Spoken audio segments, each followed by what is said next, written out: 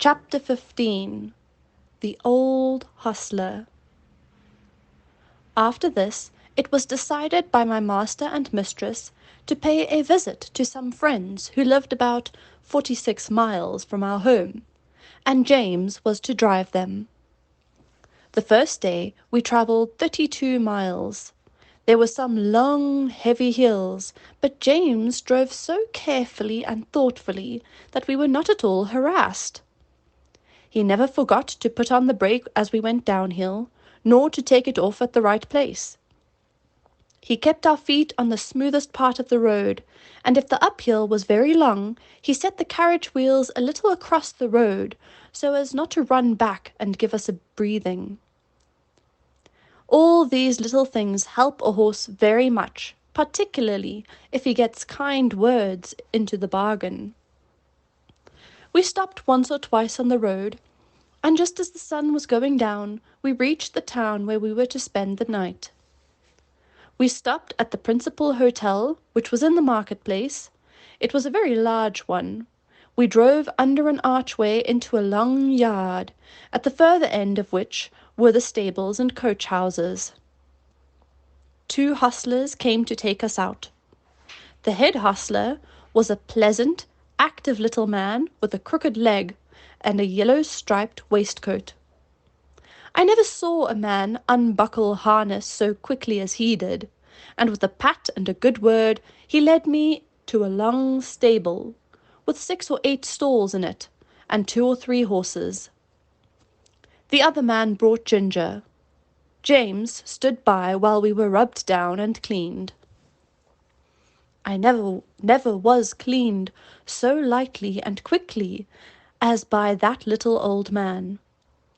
When he had done, James stepped up and felt me over, as if he thought I could not be thoroughly done, but he found my coat as clean and smooth as silk.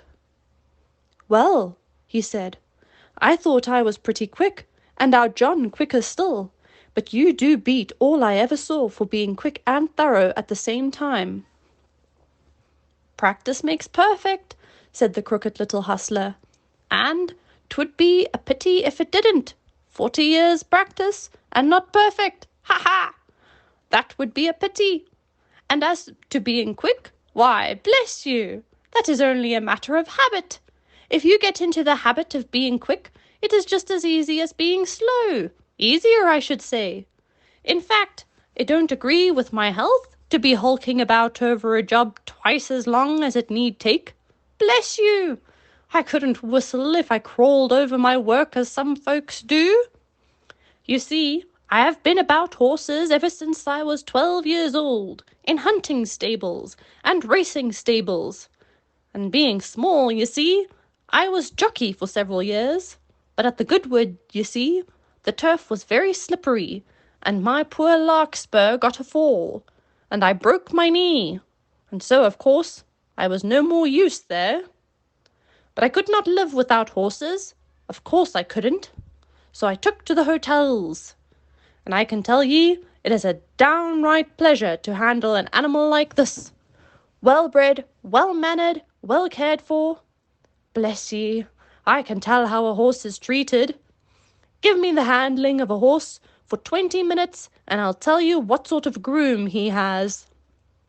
Look at this one.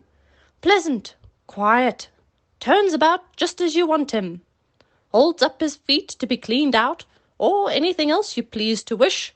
Then you'll find another, fidgety, fretty, won't move the right way, or starts across the stall, tosses up his head as soon as you come near him, lays his ears and seems afraid of you, or else squares about at you with his heels. Poor things! I know what sort of treatment they have had. If they are timid, it makes them start or shy. If they are high-mettled, it makes them vicious or dangerous. Their tempers are mostly made when they are young. Bless you! They are like children. Train 'em up in the way they should go, as the good book says, and when they are old, they will not depart from it, if they have a chance.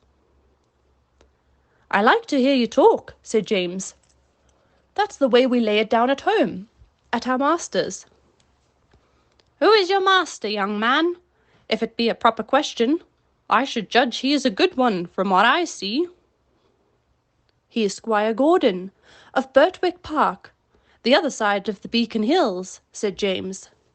Ah, so, I have heard tell of him.